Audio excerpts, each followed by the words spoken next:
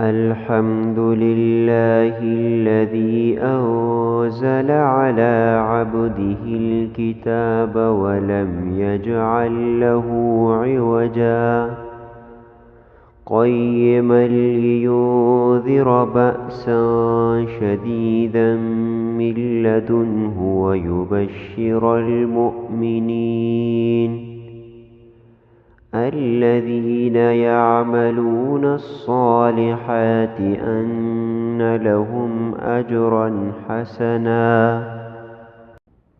ماكثين فيه أبدا وينذر الذين قالوا اتخذ الله ولدا ما لهم به من علم ولا لآبائهم كبرت كلمة تخرج من أفواههم إن يقولون إلا كذبا فلعلك باخع نفسك على آثارهم إن لم يؤمنوا بهذا الحديث أسفا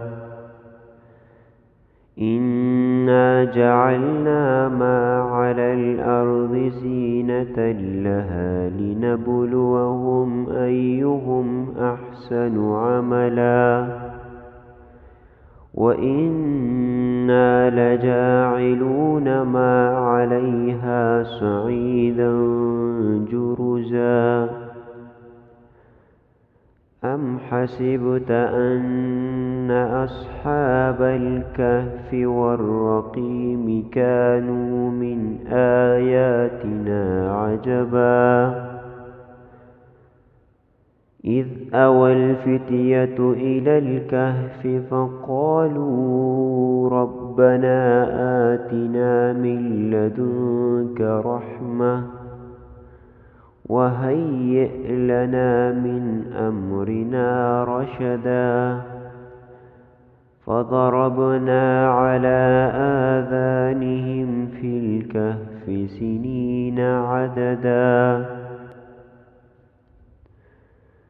ثم بعثناهم لنعلم أي الحزبين أحصى لما لبثوا أمدا نحن نقص عليك نبأهم بالحق إنهم فتية آمنوا بربهم وزدناهم هدى وربطنا على قلوبهم إذ قاموا فقالوا ربنا رب السماوات والأرض لن ندعو من دونه إلها لقد قلنا إذا شططا هؤلاء قومنا اتخذوا من دونه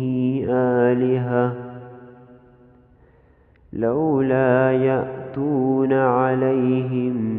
بسلطان بين فمن أظلم ممن افترى على الله كذبا وإذ اعتزلتموهم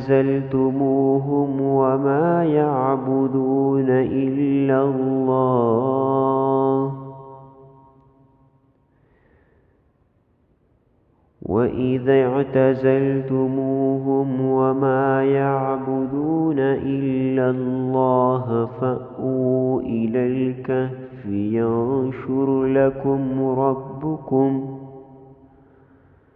ينشر لكم ربكم من رحمته ويهيئ لكم من أمركم مرفقا